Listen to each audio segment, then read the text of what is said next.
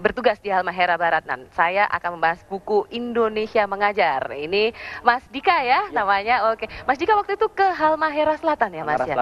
Nah, kalau di buku ini Mas Dika kan menyebutkan bahwa Mas Dika bertemu dengan anak yang berbahasa angka. Jadi nalarnya terhadap angka itu cepat sekali. Tapi ini tentu hanya sepenggal kisah dari perjalanan Mas Dika di Halmahera Selatan. Ya, bisa diceritakan Mas lebih lanjut pengalaman apa saja yang Mas Dika alami di sana? Oh, kalau pengalaman sebenarnya luar biasa ya. Kalau mau diceritain satu-satu mungkin kita nggak cukup sehari nih, harus seminggu.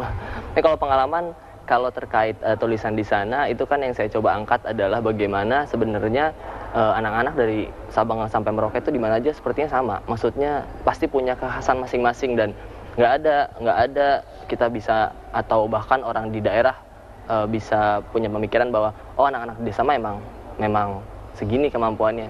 Padahal sebenarnya bukan kemampuan anak-anak tapi akses atau kesempatan yang diperoleh oleh anak-anak itu dalam bidang pendidikan misalnya. Kalau dalam contoh cerita itu kan yang saya ceritakan ada satu anak di desa saya namanya Desa Pelita. Desa Pelita di Kecamatan Mandiuli Utara, Halmahera Selatan itu dia sekarang udah naik kelas 3, tapi kemampuan logika angka-angkanya sangat tinggi saya pikir. Bahkan dia sanggup menyelesaikan persoalan hitung-hitungan kelas 5 lebih cepat daripada kelas 5 sendiri. Jadi dia pengurangan ratusan, pengurangan sampai minus itu di luar kepala dan tanpa hitung-hitung tangan. Dia cuma butuh waktu beberapa detik gitu. Itu saya pikirkan kalau di kota ini pasti dilesin nih sama orang tuanya nih. Diasah terus. Tapi kalau di daerah yang aksesnya terbatas, oh ya sudah, berbakat alam hebat gitu. Tapi ya sudah, karena kesempatan dan aksesnya jauh. Saya pikir kalau mau cari mutiara tuh tersebar di Indonesia, cuman yang punya akses, yang punya kesempatan itu lebih terbatas lagi. Nah, oke, saya ke Pak Anies dulu ini, Pak. Bagaimana, kenapa sih sebetulnya menjaring mutiara-mutiara ini untuk dikirimkan ke daerah-daerah dan menghasilkan mutiara-mutiara yang lain, Pak? Idenya dari mana, Pak? Well, jadi gini, kalau kita lihat persoalan pendidikan kita tuh banyak sekali. Jadi kalau mau diseminarkan juga banyak gitu. Iya, nggak selesai dalam sehari, Pak. Selesai. Tapi kalau kita berpikir pendidikan, apa sih yang kita bisa kerjakan untuk menyelesaikannya? Lihat masalah utamanya apa? Guru. Begitu lihat guru, lalu terlihat distribusinya tidak merata. Di daerah-daerah banyak yang kekurangan dan banyak yang kelebihan guru. Jadi distribusi tidak merata. Yang kedua, kualitasnya itu rendah. Kualitas guru kita. Lalu yang ketiga, kesejahteraannya juga rendah. Nah, kemudian kita melihat, oke, kalau begini, mari kita ikut kontribusi dengan cara mengundang yang terbaik untuk menjadi guru di tempat yang kekurangan guru. Lalu kita mengundang anak-anak yang terbaik. Jadi idenya adalah simple sebetulnya, hanya mengundang anak-anak untuk mengajar. Tapi untuk mengajar anak yang terbaik itu kita mengundang mereka jadi guru. Selama ini asumsinya kalau jadi guru itu seumur hidup. Padahal jadi guru tidak harus seumur hidup. Yang kita butuhkan di ruang kelas itu hadir guru terbaik. Bukan orang yang sama berada di kelas itu selama 20 tahun. Yang seumur hidup kan hanya jabatannya begitu. Betul. Ya Pak. Jadi karena itu kita undang seperti Dika ini untuk menjadi guru selama 1 tahun. Sesudah dia menjadi guru 1 tahun, dia pulang digantikan oleh pengajar muda yang lain. Lalu Dika meneruskan karirnya menjadi apapun terserah nanti. Tapi tiap tahun kita bergantian di situ. Dengan cara seperti itu, maka kita bisa mengundang anak-anak terbaik turun tangan, ikut mengurusi pendidikan. Dan dalam jangka panjang seperti Dika, pengalaman 1 tahun ini tidak mungkin dia lupakan. Tidak mungkin dilupakan karena tentu juga membuka jendela yang lebih luas ya Mas Dika. Sudah ditawarin kemana aja Mas Dika sekarang? Ngomong-ngomong. Tawarin apa nih? Sekolah atau kerjaan gimana Mas Dika? Dia mau nerusin sekolah. Oh, oke, mau nerusin sekolah. Di dalam atau di luar negeri? Di luar negeri. Itu juga salah satu hasil dari Indonesia menjadi pengajar muda ini Mas Dika. Secara nggak langsung artinya kan pengalaman saya mungkin bisa jadi yang saya ceritakan buat mendapatkan beasiswa kan. Wow. Kita berharapnya ini anak-anak ini nanti anak-anak Indonesia muda di masa depan yang memiliki kompetensi kelas dunia tapi memahami rakyat bawah. Jadi punya hati. Ya, tapi Pak ngomong-ngomong ya, pemerintah kan sudah mengalokasikan sekitar 20% dari APBN untuk pendidikan gitu.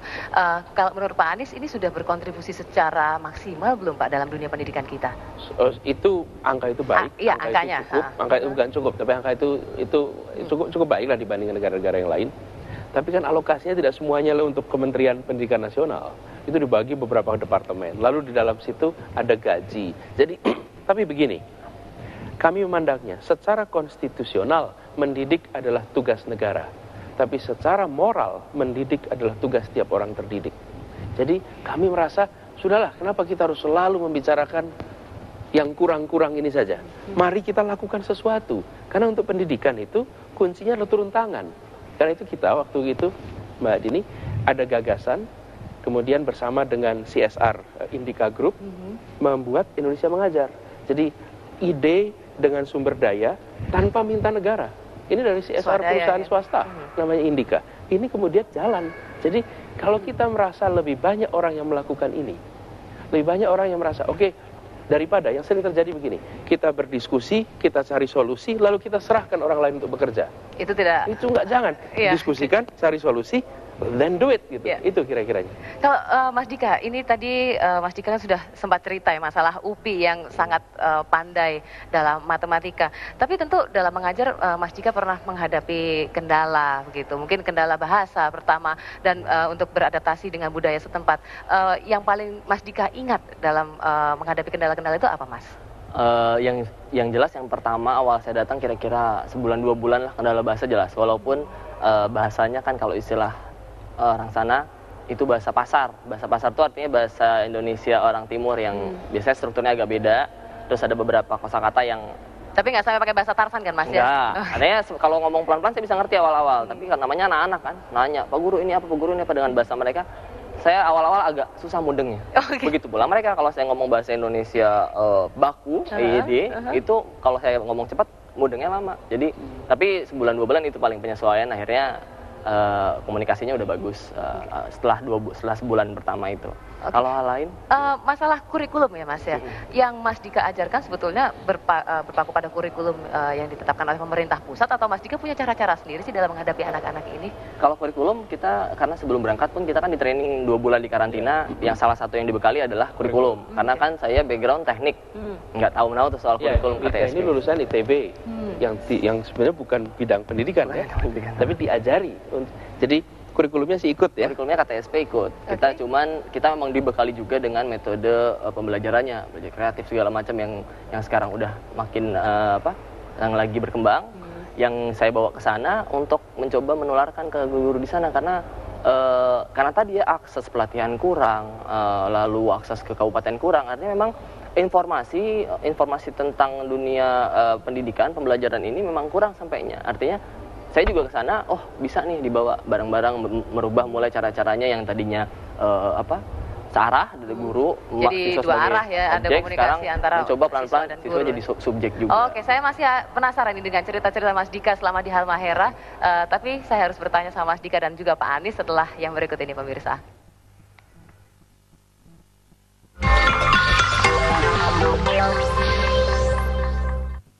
Kemarin kita ada 11.000 lebih. So ada 17.000 orang yang ingin hidup sulit. Dan ini fenomena apa ini? Enggak, ya betul. Nanti kita bisa analisa. Fenomena orang siuman. Yang ingin meninggalkan kenyamanan rumah dan keluarga gitu kan ya. Fenomena orang siuman. Orang siuman, yang lain-lain terbius, Mbak. Ya, kembali ke Mas Dika ini. Tadi Mas Dika kan banyak sekali mengalami pengalaman selama di Halmahera. Kalau Mas Dika lihat sendiri, sebetulnya dengan standar yang sangat tinggi diterapkan oleh pemerintah, terutama dalam UN gitu, sudah siap belum sih baik infrastruktur, guru maupun siswanya di daerah Halmahera tempat Mas Dika mengajar? Kalau mau kita lihat secara umum aja, mungkin komentar saya ya, belum siap.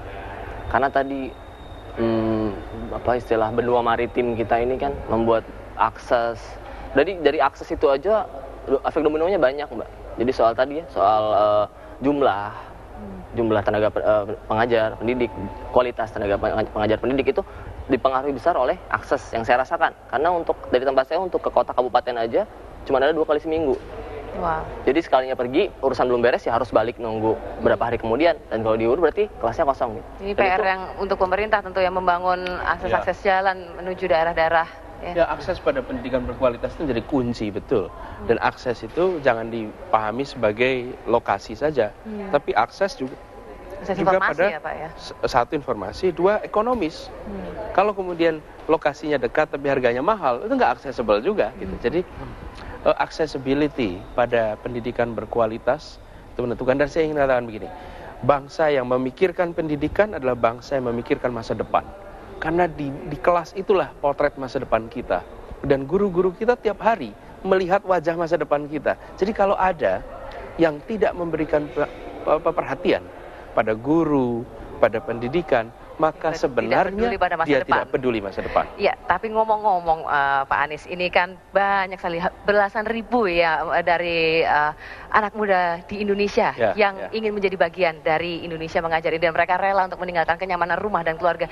Ini sebetulnya bagaimana Pak ini menjelaskannya ini? Gini, memang benar. Fenomena apa sih sekarang sebetulnya ini? Pada angkatan pertama itu, seperti angkatan Dika ini ya, itu kita hanya menyeleksi 51, padahal yang mendaftar hampir 1.400. Angkatan pertama itu ya, sekarang ini total sudah sampai dengan hari ini 17.000 anak muda Indonesia menyatakan siap untuk jadi pengajar muda di pelosok-pelosok Indonesia.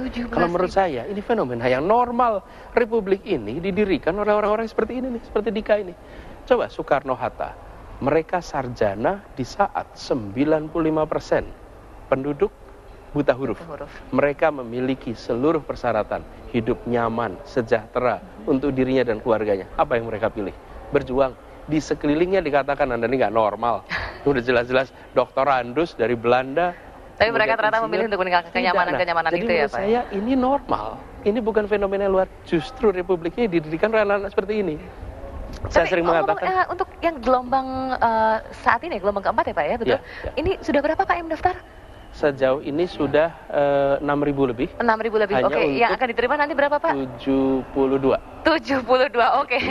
6.000 mendaftar dan ini belum ditutup dan hanya diterima 72. Dan sekarang Mbak, bukan hanya jumlah ini. Sekarang alhamdulillah sudah banyak juga universitas-universitas yang membuat program mengajar. Jadi ada, ini seperti UI mengajar, ITB mengajar, Gajah Mada mengajar, UNER mengajar. Tapi untuk kriteria yang diterima sendiri sebenarnya sebagai gimana sih Pak yang dicari? Selain siap untuk meninggalkan kenyamanan sekarang keluarga. Sekarang kita sedang rekrutmen akan selesai tanggal 17 ya, Pak. 17 Desember ini. Persyaratannya adalah sudah lulus S1, berprestasi tentu saja. Usia diharapkan di bawah 25 tahun. Itu kan persyaratan di atas kertas yang ini banyak sekali bisa memenuhi. Tapi sebetulnya apa Pak yang paling ini? Sebetulnya begini, dengan jumlah yang pasti ya, kalau sudah menikah nggak bisa. Tapi begini, Mbak, kalau kita lihat dengan jumlah pendaftar yang banyak, kriteria itu sudah tidak lagi menjadi faktor penentu.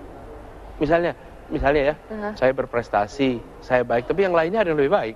Berarti memang persaingan ya Pak ya? Ya, jadi itulah kira-kira kondisinya. Ya, harus berharap juga ya 6.000 mendaftar ini. Terima kasih Pak Anies dan Mas Dika untuk kesempatannya. Maaf sekali waktunya sangat sempit dan saya harus bergabung dengan rekan saya Diki Sonjaya yang sudah ada di Bandung, tapi setelah jeda yang berikut ini pemirsa.